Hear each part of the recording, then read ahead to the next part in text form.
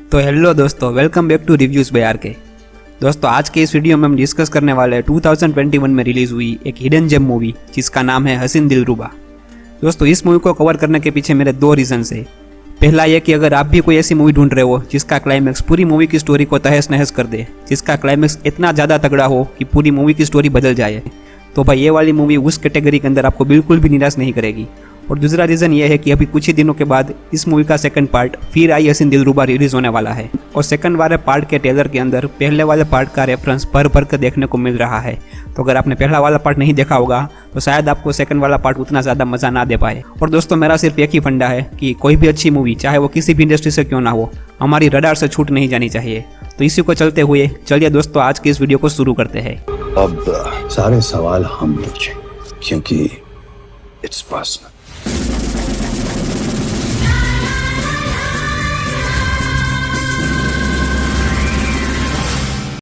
तो दोस्तों, मूवी की शुरुआत होती है ज्वालापुर से, जहां पर ऋषभ सक्सेना की मौत सिलेंडर ब्लास्ट होने पर हो जाती है। अब ऋषभ सक्सेना की मौत का पूरा इल्जाम रानी पर आ जाता है, जो कि वो उसकी बीवी थी। और असल में उन दोनों की शादी को सिर्फ 6 ही महीने हुए थे। फिर हमें मूवी की कहानी फ्लैशबैक में लेके जाती है, जहां पर ऋषभ एक जबलपुर इलेक्ट्रिसिटी बोर्ड के अंदर एक इंजीनियर है। अब लड़के के पास गवर्नमेंट जॉब होने के कारण रानी के घर वालों को ऋषभ बहुत ही ज़्यादा पसंद आता है। और रानी भी पिछले 2 साल से एक रिलेशनशिप के अंदर थी, लेकिन वो रिलेशन उतना ज़्यादा खास चला नहीं, तो रानी भी अरेंज मैरिज के लिए मान जाती है। रानी एक तरफ बहुत ही ज़्यादा बोल्ड और फॉरवर्ड है, जहाँ पर ऋषभ बहुत ही ज़्यादा भोला भाला इंसान है।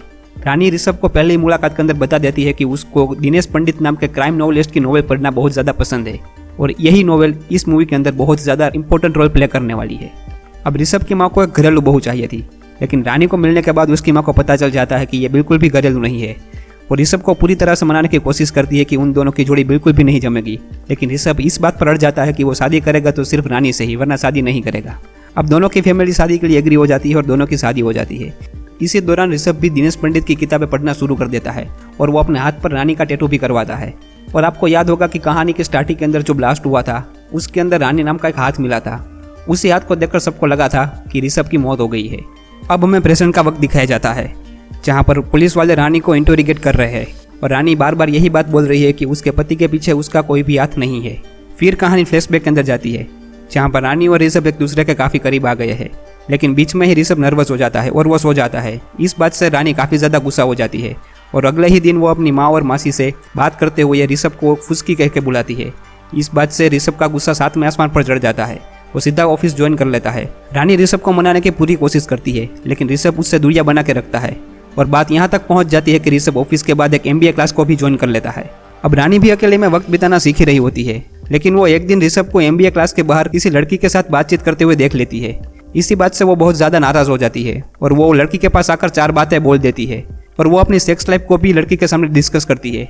फिर उस रात जब ऋषभ घर पे आता है तो वह बहुत ज़्यादा गुस्से में होता है, और उसका गुस्सा इतना ज़्यादा बढ़ जाता है कि वो अपनी हनीमून की गोवा की टिकट भी फाड़कर फेंक देता है। इसी बात से उन दोनों के बीच में बहुत बड़ा झगड़ा हो जाता है, और दोनों एक दूसरे से बात करना बंद कर देते हैं।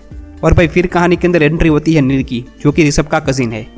अब जब रानी और ऋषभ का झगड़ा चल रहा था, उन्हीं दिनों ऋषभ का कजिन नील ऋषभ के घर रहने को आता है। असल में नील हर साल 1 महीने के लिए ऋषभ के घर रहने को आता था, क्योंकि वो वहाँ पर रिवर राफ्टिंग की ट्रिप ऑर्गेनाइज करवाता था। अब नील एकदम हैंडसम और मस्क्यूलर है, और रानी भी बोल्ड एंड ब्यूटीफुल है। ऊपर से रानी और ऋषभ के बीच में झगड़ा चल रहा था, तो इसी बात का फायदा उठाकर नील और रानी के बीच में लफड़ा शुरू हो जाता है। अब ये वाली कहानी सुनने के बाद पुलिस वालों का शक रानी पर फिर से आ जाता है। अब इसके बारे में रानी से पूछताछ करने पर रानी पुलिस वालों को उसके आगे की कहानी सुनाती है। रानी कहती है कि नील और वो एक दूसरे के काफ़ी करीब आ गए थे, लेकिन अचानक एक दिन नील गायब हो जाता है, और रानी को लगता है कि नील उसे धोखा देकर भाग गया। फिर जब उसी रात रानी ऋषभ को खाना परोस रही होती है, तो वो ऋषभ को सारी बातें बताती है। ऋषभ उसकी सारी बातें चुपचाप सुनता है और अपना खाना खाना जारी रखता है, लेकिन वो एक बात के लिए भी उसे कुछ नहीं कहता। तब पुलिस इंस्पेक्टर ने रानी को यह सवाल किया कि क्या यह सब करने पर उसको बिल्कुल भी पछतावा नहीं हुआ। तब रानी मुस्कुरा के कहती है कि यह सब करने के बाद ही वो असली ऋषभ को जान पाई थी। अब अगले ही दिन ऋषभ ऑफिस जाने की बजाय वो ज्वालापुर से सीधी दिल्ली की बस पकड़ता है, और वो उस जगह पर पहुंच जाता है जहां पर नील रहता था।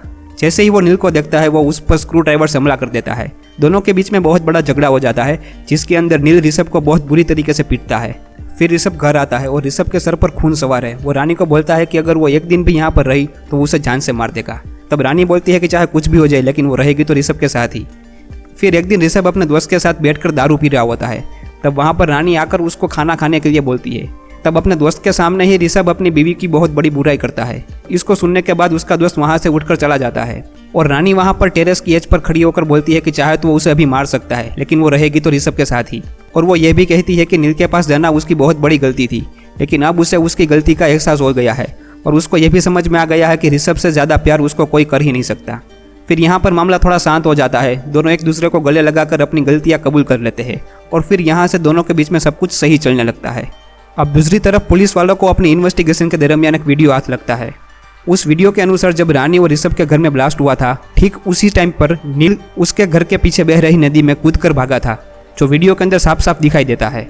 अब पुलिस वाले हर मुमकिन कोशिश करते हैं ताकि वो रानी से कुछ ना कुछ उगलवा सके, लेकिन फिर भी रानी एक ही बात पर अड़ी रहती है कि उसके पति के खून के पीछे उसका कोई भी हाथ नहीं है। अब लाख कोशिश करने के बाद भी रानी के खिलाफ कोई भी सबूत ना मिलने पर पुलिस रानी को छोड़ देती है।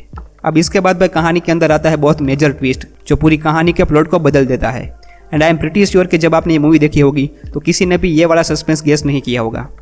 इसके बाद हमें कहानी में 5 साल बाद का वक्त दिखाया जाता है, जहाँ पर जो पुलिस वाला रानी का केस इन्वेस्टिगेशन कर रहा था उसका ट्रांसफ़र हो जाता है, लेकिन अभी भी उसके दिमाग के किसी कोने में रानी के केस को लेकर थोड़ी शंका है। उसको पता है कि वहाँ पर कुछ तो गड़बड़ हुई थी। अब जब वो रेलवे स्टेशन छोड़ ही रहा होता है तब उसकी नज़र दिनेश पंडित की एक किताब पर पड़ती है जिसका नाम है कसौली का कहर। तो वो उस नोवेल को परचेस कर लेता है और उसको पढ़ना शुरू कर देता है। अब हमें कहानी का मेजर ट्विस्ट दिखाया जाता है। जिस दिन ब्लास्ट हुआ था उसी दिन नील रानी को मिलने के लिए आता है और वो वहाँ पर आकर उसे धमकाने लगता है और वो कहता है कि उसके पास रानी की कुछ पिक्स और वीडियोज़ है। अगर ऋषभ ने उसको धमकाना बंद नहीं किया तो वो ये सारी पिक्स वायरल कर देगा। इसी बात पे ऋषभ और नील के बीच में झगड़ा हो जाता है, जिसके अंदर नील जब ऋषभ को मारने ही वाला होता है, ठीक उसी वक्त रानी पीछे से आकर नील के सर पर वार कर देती है, जिसके चलते नील की ऑन द स्पॉट डेथ हो जाती है। अब रानी बहुत घबरा जाती है और ऋषभ को कहती है कि हमें पुलिस को सब कुछ सच बता देना चाहिए, लेकिन भाई ऋषभ ने पढ़ा है कसौली का कहर और वो ये जानता है कि इस क्राइम को कवर करने का तरीका उसके पास है। अब इसके आगे का प्लान सुनने के बाद आपकी आंखें फटी की फटी रह जाने वाली है। ऋषभ एक बड़ा सा चाकू लेता है और नील का हाथ काट देता है और फिर वो अपना खुद का हाथ भी काट देता है जिस पर रानी नाम का टैटू था, ताकि वो नील की मौत को अपनी मौत साबित कर सके।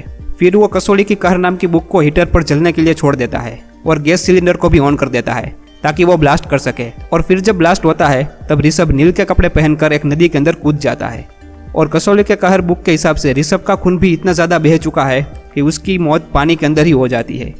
और इस बुक को पढ़ने के बाद पुलिस वाला ज़ोर ज़ोर से हंसने लगता है और वो कहने लगता है कि पागलपन की हद से ना गुजरे तो वो इश्क ही गया, क्योंकि होश में तो सिर्फ रिश्ते निभाए जाते हैं। और एंड तक हमें यही लगा रहता है कि नील और ऋषभ दोनों मर गए हैं कहानी के अंदर, लेकिन जब मूवी खत्म होने वाली होती है तब एक रेलवे स्टेशन पर रानी और ऋषभ को एक साथ दिखाया जाता है, यानी इससे साफ पता चल जाता है कि ऋषभ अभी जिंदा है। तो दोस्तों यहाँ पर पहले वाले पार्ट की कहानी खत्म होती है और यहीं से ही शुरुआत होने वाली है सेकंड वाले पार्ट की, क्योंकि हमें ट्रेलर के अंदर दिखाया गया है कि ऋषभ अभी जिंदा है जिसका एक हाथ भी कटा हुआ है और वही पुलिस वाला फिर से रानी की पूछताछ करने के लिए आने वाला है। और गाइस मुझे पर्सनली गूज़बम्प तब आए जब मैंने ट्रेलर के अंदर जिमी सर्गिल की एंट्री देखी। तो भाई ट्रेलर तो काफ़ी बढ़िया बनाया है, काफ़ी प्रॉमिसिंग लग रहा है, लेकिन अब ये देखना है कि मूवी कैसी रहेगी। तो ये थी दोस्तों हसीन दिलरुबा की हसीन कहानी। तो दोस्तों अगर आपको ये वीडियो पसंद आया हो तो अपने दोस्तों के साथ शेयर जरूर करना और इसी तरह का वीडियो देखने के लिए मेरे चैनल से जुड़े रहना। तो दोस्तों मैं मिलता हूँ आपको अगले वीडियो में, तब तक के लिए जय हिंद।